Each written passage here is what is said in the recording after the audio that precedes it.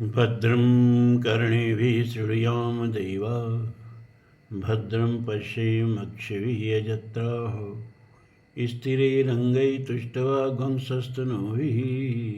वशयं देवहितं यदायुः। स्वस्ति नः इन्द्रो वृद्धश्रवाः स्वस्ति नः पूषा विश्ववेदाः स्वस्ति नस्तारक्षो अरष्टिनेमिः स्वस्ति नः बृहस्पतिर्दधातु। धर्म प्राण सत्संग प्रेमी सज्जनों, मुंडकोपनिषद चल रहा है। प्रथम मुंडक का खंड 1 चल रहा है। इस तरह से कुल 3 मुंडक हैं इस उपनिषद में, और तीनों को मिला के प्रत्येक में 2-2 खंड हैं, तो 6 खंड हैं। तो आज तो प्रथम मुंडक का प्रथम खंड समाप्त होगा। 6वां मंत्र, 6ठे मंत्र की व्याख्या हम कर चुके हैं। अब 7वें मंत्र का नंबर है। देखिए, धर्म के लक्षणों में थोड़ा प्रसंग से हट के बात कर लें। सबसे पहला लक्षण धर्म का होना चाहिए धृति। मनुस्मृति में मनु भगवान ने धर्म के 10 लक्षण बताए। उसमें प्रथम लक्षण क्या बताए? धृति, क्षमा, दम, स्तेय, शौचम, इंद्रिय निग्रह, धीर, विद्या, सत्यम, अक्रोधो, दशकम धर्म लक्षणम। इसमें धृति गीता में आपको बताया कि 3 तरह की होती है। सात्विक धृति, राशि धृति, तामसिक धृति, है ना। धृति का मतलब कि जो आप सुन रहे हो उसको धारण करने की क्षमता है कि नहीं है। जैसे किसी पात्र में आप पानी गिराओ तो पात्र अपनी धारिता के बराबर पानी तो रोक लेगा, और उससे ज़्यादा पानी होगा तो बह जाएगा, है ना। जो उसकी ग्राह्यता होगी, धारिता होगी, जो जितना बड़ा पात्र का आयतन होगा उतना पानी तो रोक लेगा, उसको पात्र की धारिता कहेंगे। बकिया पानी गिराओगे तो पानी बह जाएगा। वैसे ही आपकी धारिता क्या है। कभी कभी बेकार की बातें जीवन भर नहीं भूलती हैं।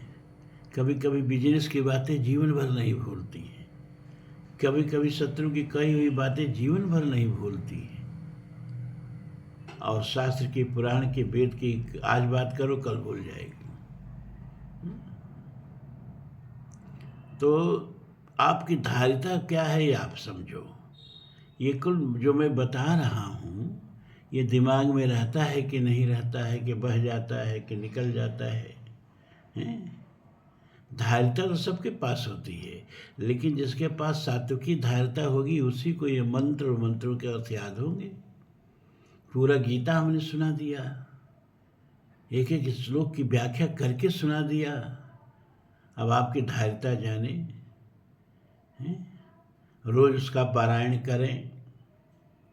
और कभी कभार अगर आप लोगों से मिलने का दुर्लभ संयोग हुआ, जैसे इस बार लग रहा है कि हो सकता है इसलिए कह रहे हैं ना भाई, कि अब गीता में ही आपको हम बताए कि किसी भी कार्य में 5 कारक होते हैं, अधिष्ठान और कर्ता और कर्म, और अन्य के अलावा एक कारण होता है दैव। सब रह के क्या करेगा? देव को जो अनुकूल होगा, जो उनको स्वीकार होगा वही होगा। तो अगर दैव अनुकूल रहे तो हो सकता है कि 16 को आप लोगों का दर्शन हम कर सकें। तो उस समय इस तरह की बातों को जो आपके मन में हो, अब हम सामने तो है नहीं कि आप पूछ सकें, तो सब पूछ सकते हैं। उस दिन प्रवचन का दिन नहीं रहेगा। जो जो मन में शंकाएं हों धर्म के विषय में और बकवास नहीं, तो आप पूछ सकते हैं। तो ये धारिता, अपनी अपनी धारिता बढ़ाइए, भगवान से प्रार्थना करिए, प्रभु हमको इन सात्विक ज्ञान को धारण करने की शक्ति दीजिए। ठीक है, बेकार की बातें तो जीवन भर नहीं भूलती, मैं जानता हूँ। राजनीति की बातें जीवन भर नहीं भूलेंगी। मोदी क्या कह रहे हैं और क्या नाम है उसका, राहुल जी क्या कह रहे हैं और अखिलेश जी क्या कह रहे हैं, याद रहेगा। लेकिन मंत्र क्या कह रहा है, गीता क्या कह रही है, उपनिषद क्या कह रहा है, याद नहीं रहेगा। तो अपनी धारिता को सात्विक धारिता बनाइए और बेकार की चीज़ों को निकाल के मस्तिष्क से बाहर कर दीजिए।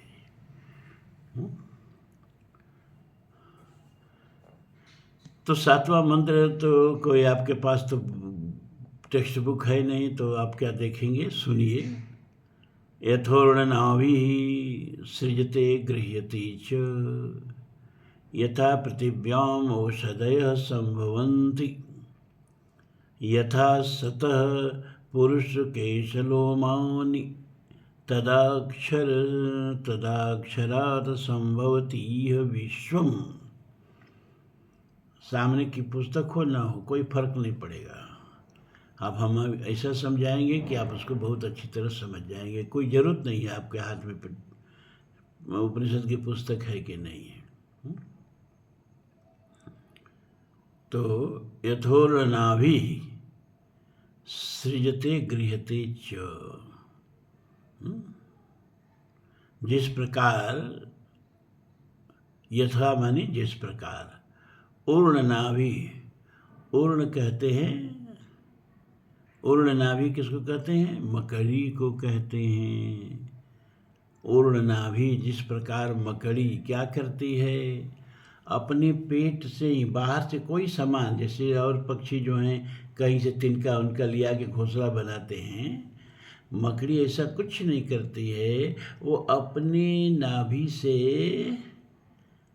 अपने पेट से जाला निकालती है और जाला बुन लेती है, और फिर जब समेटती है तो अपने ही पेट में उसको डाल लेती है। तो जैसे मकड़ी बिना किसी साधन के अपने भीतर से ही पदार्थ से जाला बनाती है और फिर पदार्थ अपने भीतर डाल लेती है। सृजते माने बनाती है, गृह्णते माने फिर उसको अपने पेट में डाल लेती है। यथा माने जिस प्रकार पृथिव्याः औषधयः संभवन्ति, पृथ्वी से औषधियाँ और जो भी खरपतवार, बहुत सारी जो घास धूप सब पृथ्वी से जिस प्रकार उत्पन्न होती हैं। यहाँ औषधियों का मतलब वनस्पति से है कि जिस प्रकार पृथ्वी से वनस्पति उस स्वाभाविक रूप से उत्पन्न होती है। यथा सतः पुरुष केशलोमानि, और यथा माने जिस प्रकार, सतः पुरुषार्थ माने जीवित मनुष्य के शरीर से बाल और लोम, लोम माने रोएं, सर के बाल को तो बाल कहेंगे और हाथ पैर पर जो रोए हैं उनको लोम कहते हैं। तो जिस प्रकार सतह माने यहाँ हो जाएगा जीवित, पुरुषार्थ माने पुरुष, जिस प्रकार जीवित मनुष्य के शरीर से बाल और रोवे उत्पन्न होते हैं, तदा अक्षरात् संभवति विश्वम, उसी प्रकार अक्षरात् माने उस अग्निश्वर से, जिसको ब्रह्म भी कहा जाता है, कुछ भी नाम दो, कोई नाम का झगड़ा ही नहीं भैया। परमात्मा हमारा पिता है, पुत्र तो है नहीं, और नामकरण पिता का नहीं किया जाता है ना, अपनी सुविधा से पुकारा जाए। जैसे एक पिता के 4 बच्चे हैं और 4-4 साल के अंतराल पर पैदा हुए हों, तो जो जैसे हम लोग अपने पिता को बाबूजी कहते थे, पापा कहते ही नहीं थे, सवाल ही नहीं था, बाबूजी। तो सबसे पहले वाला बच्चा उस संस्कृति में होगा कि बाबूजी कहेगा। उसके 4 साल बाद वाला बच्चा पापा कहेगा उसी पिता को। उसके 4 साल वाला बच्चा क्या कहेगा? डैडी कहेगा। और उसके 4 साल बाद जो बच्चा पैदा हुआ चौथा, वो कहेगा हेलो डैड। क्या कहेगा? डैड। तो एक ही व्यक्ति को कोई बाबूजी कह रहा है अपने संस्कार और सुविधा के अनुसार, कोई पापा कह रहा है अपने संस्कार और सुविधा के अनुसार, कोई डैडी कह रहा है और कोई डैड कह रहा है ना। तो उससे वो आदमी 4 नहीं हो गया, वो तो एक ही रहा। लोग अपनी अपनी संस्कार और सुविधा से उसको पुकार रहे हैं। इसी तरह से ईश्वर हमारा पिता है। कोई उसको राम कहता है, कोई कृष्ण कहता है, विष्णु भगवान कहता है, उसी को कोई शिव कहता है। एकम सद विप्रा बहुधा वदंती। और उसी को कोई अल्लाह कहता है, उसी को कोई गाड कहता है, उसी को कोई रब कहता है। उसके नाम पर लड़ाई भी होती है, मार झगड़ा भी होता है, कत्लेआम भी होता है। हजारों हजारों की संख्या में लोग खड़ा करा के कत्ल कर दिए गए इसी बात के लिए कि अल्लाह नहीं कहता है, राम राम कहता है। ये मूर्खता है ना। परमात्मा हमारा पिता है तो अपने अपनी सुविधा, अपने अपने संस्कार के हिसाब से हम उसको पुकारते हैं। इसमें लड़ने झगड़ने की कोई बात ही नहीं है। और जो लड़ते झगड़ते हैं उनको परमात्मा से कुछ लेना देना नहीं है, वो कभी परमात्मा तक पहुंच ही नहीं सकते। हाँ, सत्ता तक पहुंच सकते हैं। धर्म के नाम पर झगड़ा लगा के सत्ता तक तो पहुंचा जा सकता है, ईश्वर तक नहीं पहुंचा जा सकता। तो यथाक्षरा संभवती है विश्वम, इसी प्रकार उस अक्षर परमात्मा से यह विश्व जो है उत्पन्न होता है। अब इसको फिर से समझो। मकड़ी को आप लोग देखे हैं ना, जाला बनाते हुए अपने पेट से ही वो कोई पदार्थ निकालती है और जाला बुन लेती है, और फिर उसको अपने पेट में ही समेट भी लेती है। तो जिस प्रकार मकड़ी को जाला का निर्माण करने के लिए किसी बाह्य सामग्री की जरूरत नहीं पड़ती है, वह अपनी ही सामग्री से जाला बना लेती है, फिर अपने में समेट लेती है। ठीक इसी तरह से यह परमात्मा जो है, ये संसार को बनाने के लिए किसी उसको सामग्री की जरूरत ही नहीं पड़ी। वो अपने ही भीतर, अपनी ही आंतरिक शक्ति से सामग्री उत्पन्न करके विश्व का निर्माण कर लिया। और जब तक चाहता है विश्व की क्रीड़ा करता रहता है, और जब चाहता है तो जैसे मकड़ी जाला पेट में डाल लेती है, वैसे ही सारे विश्व को अपने में समेट लेता है। आ गया उदाहरण समझ में? दूसरा उदाहरण दिया कि पृथ्वी से आप देखिए तरह तरह के खरपतवार, वनस्पतियाँ, घास, धूप सब उगते रहते हैं।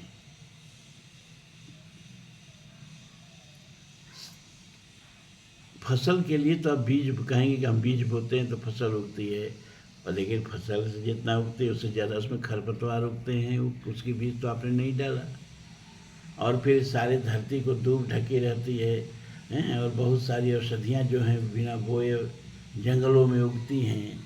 जैसे स्वाभाविक रूप से पृथ्वी से वनस्पतियाँ उगती हैं, औषधियाँ उगती हैं, स्वाभाविक रूप से पृथ्वी को उसके लिए कोई प्रयास नहीं करना पड़ता है, वह पृथ्वी का स्वभाव है। सहज ढंग से कोई प्रयास नहीं करना है।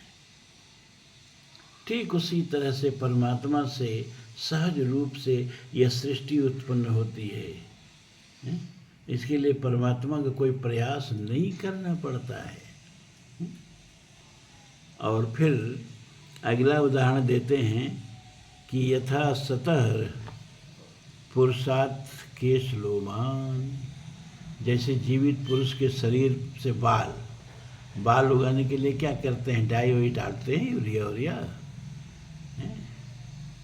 और कहेंगे चलिए हम बाल में तो तेल और डालते हैं, लेकिन ये जो शरीर में रोए निकलते हैं, तो जैसे जीवित शरीर से स्वाभाविक रूप से बाल और रोए उगते हैं, लोम उगते हैं, उसी तरह परमात्मा से स्वाभाविक रूप से बिना किसी प्रयास के ये सृष्टि उत्पन्न होती है,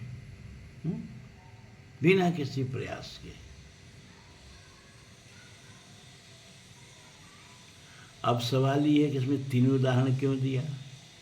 यथोर्नाभि सृजते गृहते च, इतना ही उदाहरण काफ़ी था कि जैसे मकड़ी अपने पेट से जाला बुनती है, फिर ये पेट में जाला डाल लेती है, वैसे ही उसको किसी बाहरी उपादान की जरूरत नहीं पड़ती है। उसी तरह परमात्मा बिना किसी उपादान के स्वयं में उसे ही अपने ही निमित्त बनता है, अपने ही उपादान बनता है, सृष्टि का निमित्तोपादान कारण बनता है।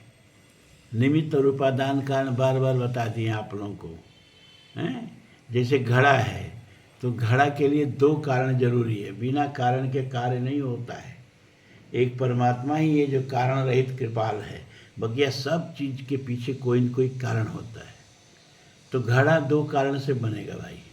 एक तो घड़े का सामग्री मिट्टी होनी चाहिए, नहीं तो घड़ा बनेगा नहीं। तो जो जिस चीज़ से कोई वस्तु का निर्माण हो और उस निर्माण के बाद भी वह वस्तु उस निर्माण में हो, जैसे घड़ा मिट्टी से बनेगा तो घड़ा में मिट्टी रहेगी, ठीक है, बल्कि हमारे शास्त्र कहते हैं कि अरे वो मिट्टी ही है, घड़ा तो आपके मन में है, हैं? वाचारंभणम विकारो नाम ध्येयम मृतकत्ते और सत्यम छांदोग्य उपनिषद, आपके मन में घड़ा है, वास्तव में घड़ा उड़ा है नहीं, मिट्टी ही है। तो यहाँ उस उतना गहराई में जाने की जरूरत नहीं है। इतना ही समझ लो कि मिट्टी न रहे तो घड़ा नहीं बनेगा। तो मिट्टी हुई घड़े का उपादान कारण, उसको उपादान कारण बोलते हैं, है ना। जिससे कोई चीज़ बने तो अंग्रेजी में क्या बोलते हैं, कंपोनेंट बोलते हैं ना, वैसे ही उसको संस्कृत में उपादान बोलते हैं। और कुम्हार न हो तो घड़ा नहीं बनेगा, मिट्टी रहे और कुम्हार न हो तो घड़ा नहीं बनेगा। कुम्हार घड़ा बनाता है लेकिन घड़े में विद्यमान नहीं रहता है। तो जिससे कार्य हो लेकिन वह कार्य में अनुस्यूत न हो, कार्य में उपस्थित न हो, उसको कहते हैं निमित्त कारण, और जो कार्य में उपस्थित हो उसको कहते हैं उपादान कारण। तो परमात्मा जब सृष्टि बनाना चाहा तो निमित्त तो वही बना, उपादान भी वही बना, कोई उपादान उसके लिए नहीं था। तो जैसे मकड़ी को किसी बाहरी उपादान की जरूरत नहीं पड़ती है, अपने भीतर से ही जाला बना लेती है, फिर भीतर डाल भी लेती है जब जरूरत पड़ती है। तो गृहते सृजते दोनों करती है, ठीक उसी तरह से। लेकिन ये कहा जा सकता है कि भाई मकड़ी को तो अपने स्वार्थ से जाला बनाती है, उसमें उसको फंसाना होता है कीट पकड़ पर कीटों को, और फिर बाद में जब कीट फंस जाते हैं तो उसको खा लेती है जा कर के। तो क्या परमात्मा भी अपने स्वार्थ के लिए संसार का निर्माण करता है, मकड़ी की तरह शिकार करने के लिए? तो तुरंत ऋषि ने कहा कि भाई एक ही सादृश्य इस उदाहरण से लो, दूसरा मत लो। जिस उद्देश्य से मकड़ी जाला बनाती है, परमात्मा उस उद्देश्य से जाला नहीं बनाता है, जिस तरह से बनाती है हमने उसका उदाहरण दिया। तब फिर दूसरा उदाहरण दे रहे हैं कि पृथ्वी जैसे है, और पृथ्वी में से जैसे वनस्पतियाँ वो बिना प्रयास के उत्पन्न होती हैं और उसको उत्पन्न करने में पृथ्वी का कोई स्वार्थ नहीं होता है, उसी तरह से सहज स्वाभाविक रूप से परमात्मा से यह सृष्टि उत्पन्न होती है और इसके पीछे परमात्मा का कोई स्वार्थ नहीं होता है। लेकिन यहाँ भी एक चीज़ फंस जाती है, क्या कि पृथ्वी तो जड़ है, इसको हम लोग जड़े न मानते हैं, तो क्या परमात्मा भी जड़ है? कहा नहीं नहीं भाई, यहाँ भी एक ही सादृश्य लो, पूरा मत लो। खाली ये लोग कि जैसे पृथ्वी से बिना स्वार्थ के वनस्पतियाँ उत्पन्न करती है पृथ्वी, वैसे बिना स्वार्थ के परमात्मा से सृष्टि उत्पन्न होती है। ठीक है। तो फिर तीसरा उदाहरण दिया कि जैसे जीवित शरीर से बाल और केश उगा करते हैं, स्वाभाविक रूप से उगा करते हैं, उसी तरह परमात्मा चेतन है और स्वाभाविक रूप से सृष्टि उससे ऐसे ही उत्पन्न होती रहती है जैसे कि हमारे शरीर से बाल और केश उत्पन्न होते रहते हैं। ठीक है, समझ में आया? हाँ, अगला देखिए, तपसा चीयते ब्रह्म ततो अन्नम अभिजायते, अन्नात् प्राणो मनः सत्यम लोकाः कर्मस्यामृतम्। चलिए, अब समस्या का हल होने वाला है, जल्दी ही चश्मा बदल जाएगा तो ठीक से दिखाई देने लगेगा। तपसा चीयते ब्रह्मो ततो अन्नम अभिजायते, अन्नात् प्राणो मनः सत्यम लोका कर्मसु चामृतम। अब ये सृष्टि कैसे उत्पन्न हुई है इसका एक क्रम बता रहा है ये उपनिषद कि तपसा चीयते ब्रह्म। ब्रह्म जो है तप करके वृद्ध होता है, मतलब बढ़ता है। इसको तुलसी ने बड़ी सुंदर ढंग से मानस में व्याख्या किया कि तपबल क्या है वो याद नहीं पड़ रहा है ना। तपबल रचई प्रपंच विधाता, तपबल रचई प्रपंच विधाता, तपबल विष्णु सकल जगत्राता, तपबल शंभु करई संहारा, आ तपबल शेष धरई मही भारा, तो तप आधार सब सृष्टि भवानी। शास्त्र पर किसी का अधिकार नहीं रहता भैया। शास्त्र सुचिंतित पुण्य पुण्य देखिए। तुलसी ने कहा कि शास्त्र को बार बार देखो, लेकिन क्या देखें?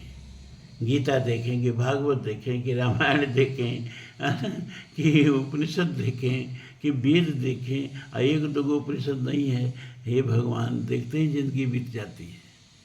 एक तरह का कोई ग्रंथ रहता, चलो कुरान है, कुरानें देखते हैं, चलो बाइबिल है, बाइबिलें देखते हैं, तो अक्षर अक्षर याद हो जाता। यहाँ तो इतना विस्तार है। तो शास्त्र सुचिंतित पुण्य पुण्य देखिए। क्या देखिए? उपनिषद में घुसिए तो गीता छूट गई, गीता में आइए तो रामचरितमानस छूट गया, उस समय चलिए तो वेद छूट गया। अभी गंगा पुराण हमने लिखा तो 18 पुराण पढ़ डाला, वेद पढ़ डाला, उपनिषद पढ़ डाला, समय गंगा को एक जगह किया। तब तक गौ वाली समस्या आ गई। वैदिक वाङ्मय में गौ, तो फिर चारों वेदों में गौ के लिए जितने मंत्र आए उनको एक जगह किया। फिर नासदी सूक्त पर एक ग्रंथ लिखा, फिर आप लोगों को गीता सुनाने लगा, अब उपनिषद सुना रहा हूँ। तो कितना अवलोकन करे तो कुछ याद रहता है, कुछ हमारा भी भूल जाता है। हमारी धारिता भी कोई बहुत बड़ी धारिता नहीं। अब उम्र हुई, 74वां चल रहा है, 73 पूरे हो गए, तो स्वाभाविक है भाई, हम उम्र के हिसाब से विस्मरण तो होता ही है। तो तपसा चीयते ब्रह्म, यहाँ वही तप का आधार के तपबल रचई प्रपंच विधाता। यहाँ भी तप से शक्तिमान होकर के ब्रह्म ने अन्नम अभिजायते, अन्न को सबसे पहले पैदा किया। इसीलिए वेदों में मंत्र आता है, अन्नम ब्रह्मम विजानात, अन्न को ही ब्रह्म जानो। अन्नम बहु कुर्वीत, बहुत अन्न पैदा करो, ये सब वेद के मंत्र हैं। अन्नम न परिचक्षित, कभी अन्न को जूठा न छोड़ो। अन्नम न निंदाति, और जैसा भी भोजन रहे कहना कि आज का भोजन सबसे उत्तम, क्योंकि प्रति मिनट 265 लोग भूख से तड़प के इस ब्रह्मांड में, संसार में, पृथ्वी पर मर जा रहे हैं 8 अरब की आबादी में। तपसा चीयते ब्रह्मा, चीयते माने वृद्धि को प्राप्त, तप करके। और आगे भी तैत्तरीय उपनिषद में बताया गया कि परमात्मा ने सब सृष्टि को रचने से पहले तप किया। इस सृष्टि के पीछे परमात्मा का तप है, तप से उन्होंने इतनी बड़ी सृष्टि का अर्जन किया। तो अगर आपका सृष्टि में इसका एक कण भी चाहते हो तो बिना तप के नहीं मिलने वाला है, हैं? तप का मतलब ये नहीं कि हाथ उठा के या मंदिर पर रात दिन बैठे रहिए, इसको तप नहीं कहते हैं। तप किसे कहते हैं? जिन लोगों ने तप से कुछ जुटाया उनसे पूछो। डॉक्टर साहब बैठे हैं तो इनसे पूछो हैं कि एक साधारण परिवार से आकर और इतना सारा जो कुछ भी उपार्जित किया है, तो इसके लिए जो भी प्रयास किया है, MBBS MS बनने के लिए पढ़ना पड़ा, वो तप था। और फिर इसके बावजूद ये सब इतना जो प्रोजेक्ट इनका खड़ा है, उसके लिए तप किया। तप का मतलब उद्यम, प्रयास। आपकी भी अपनी जो गृहस्थी है आपके तप का परिणाम है, इसी को तप कहते हैं, और कोई अलग से तप उप नहीं है। परमात्मा को भी यह ब्रह्मांड रूपी अपनी गृहस्थी सजाने के लिए तप करना पड़ा। तप आधार सब सृष्ट भवानी। तप के बिना परमात्मा भी कुछ नहीं कर पाता है और आप भी कुछ नहीं कर पाएंगे, इतना जान लीजिए।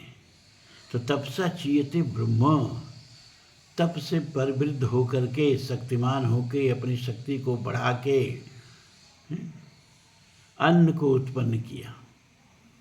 अन्नात् प्राण, और अन्न से क्या पैदा हुआ? प्राण पैदा हुआ।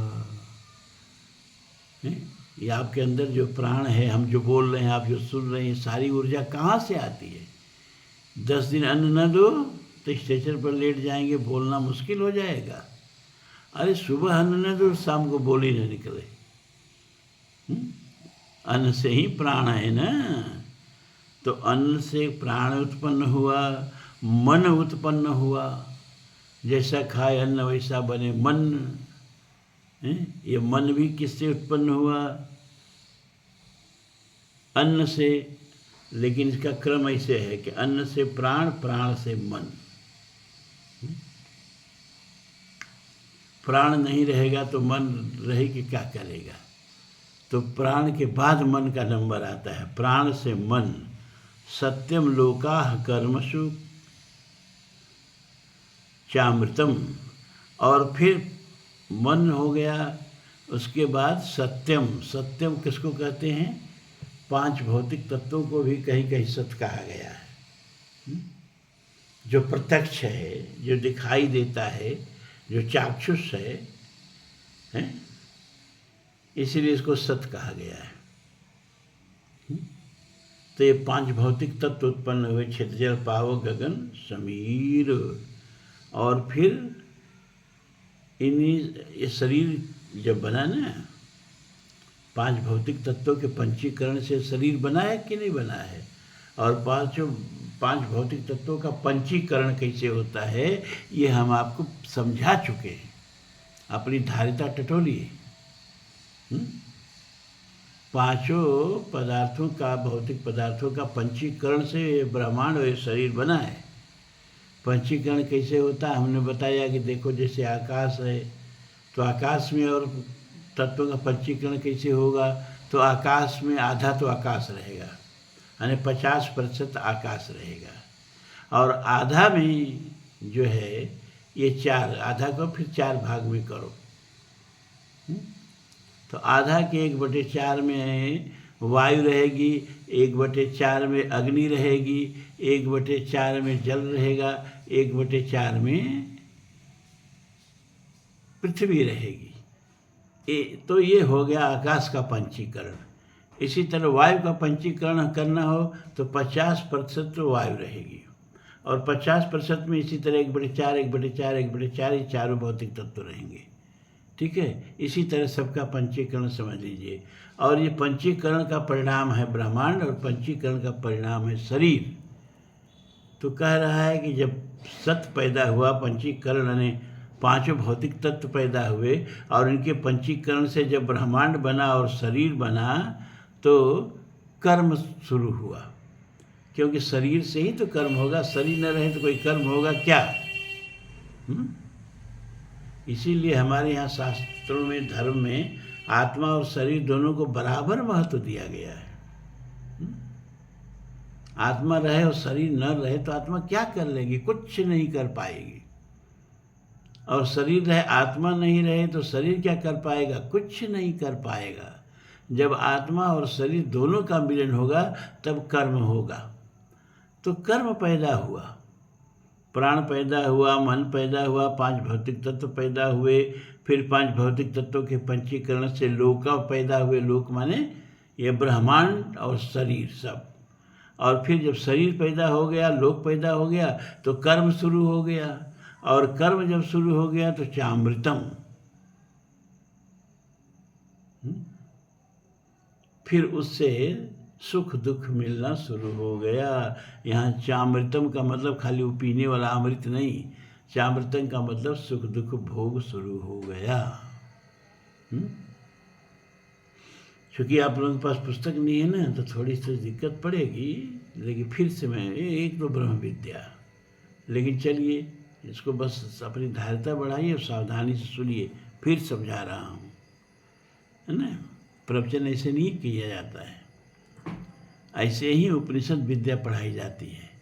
और पंच में बोल के धारा प्रवाह बोल रहे हैं, उधिया रहे हैं व्यास जी, और आपको कुछ समझ में आया, कुछ नहीं आया, ऐसा नहीं चलेगा यहाँ ना। तपसा चीयते ब्रह्म, ब्रह्म सबसे पहले तप करके और उसमें अपनी सामर्थ्य को बढ़ाता है, और सामर्थ्य बढ़ा करके अन्नम अभिजायते, अन्न पैदा करते हैं, और अन्न से प्राण, और प्राण से मन बनता है, और फिर अन्न से ही और प्राण से ही और मन से ही पांच भौतिक तत्व बनते हैं। और पांच भौतिक तत्व के पंचीकरण से लोका बनते हैं। मन लोक माने समझ ही रहे हो, सृष्टि बनती है। और सृष्टि जब बनती है और शरीर जब बनता है तो शरीर से कर्म शुरू हो जाता है, और कर्म जब शुरू होता है तो सुख दुख का भोग शुरू हो जाता है।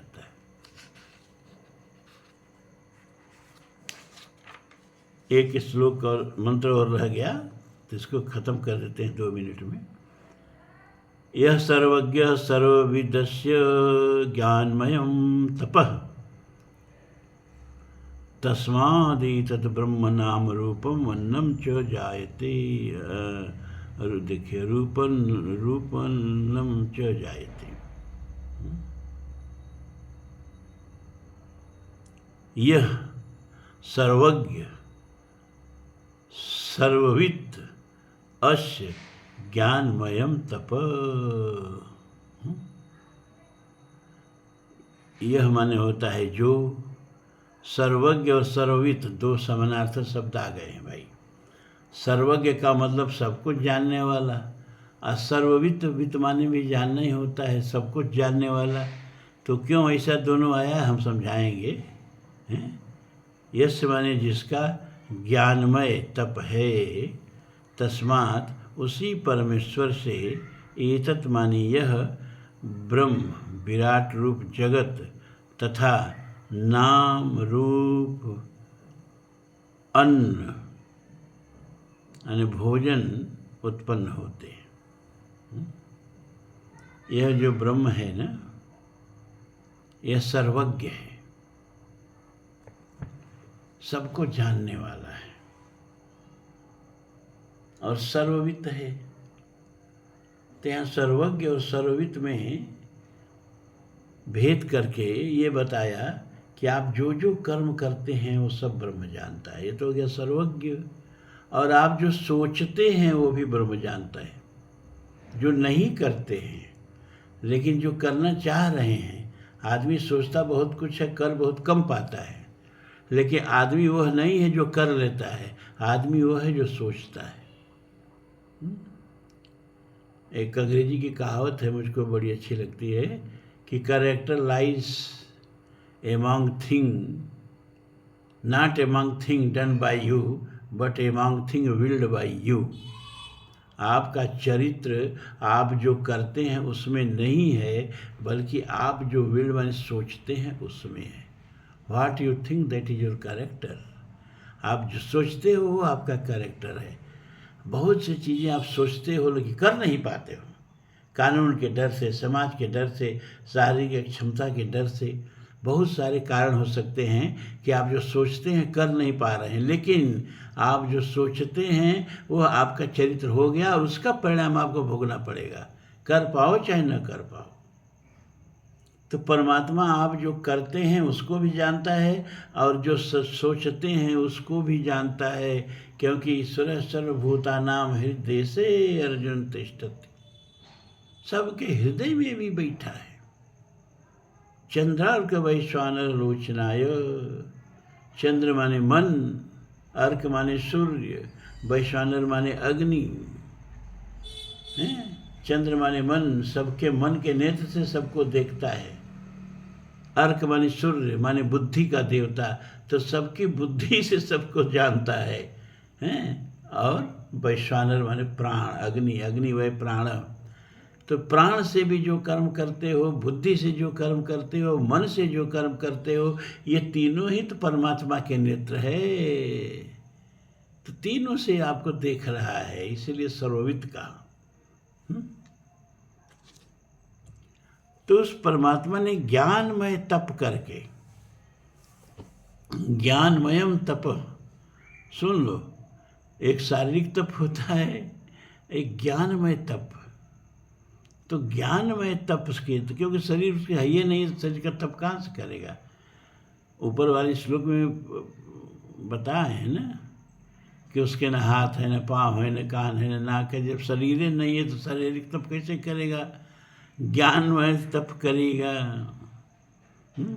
तस्माद एतत् ब्रह्म, तो उसके ज्ञानमय तप से ये जो ब्रह्म माने ब्रह्मांड, ब्रह्म के हमने बताया गीता में प्रवचन करते समय कि ब्रह्म माने ब्रह्म भी होता है, ब्रह्म माने वेद भी होता है, और ब्रह्म माने प्रकृति भी होता है, यानी जगत भी होता है।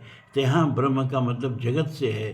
तस्मात् एतत् ब्रह्म, उस ज्ञान में, ईश्वर के ज्ञान में तब से ये ब्रह्म माने ये संसार पैदा हुआ, नाम रूपात्मक जगत पैदा हुआ, अन्न पैदा हुआ। ये सारी चीज़ें परमात्मा के ज्ञान में तब से पैदा हुई। इस तरह मुंडक उपनिषद का प्रथम मुंडक का प्रथम खंड समाप्त हुआ। कल प्रथम मुंडक का दूसरा खंड चलेगा। हैं 3 मुंडक हैं इसमें, और एक एक मुंडक में 2-2 खंड हैं, कुल 6 खंड हैं। और वो मंत्र तो अभी गिने नहीं हैं, मंत्र भी कोई ज़्यादा नहीं है, 67, 65 मंत्र बस। ठीक है, हो जाएगा। ओम पूर्णमदः पूर्णमिदं पूर्णात् पूर्णमुदच्यते पूर्णस्य पूर्णमादाय पूर्णमेवावशिष्यते। सर्वे भवन्तु सुखिनः, सर्वे सन्तु निरामयाः, सर्वे भद्राणि पश्यन्तु, मा कश्चित् दुःखभाग् भवेत्। असदो मा सद्गमय, तमसो मा ज्योतिर्गमय, मृत्योर्मामृतं गमय। ओम शांति शांति शांति। ओम।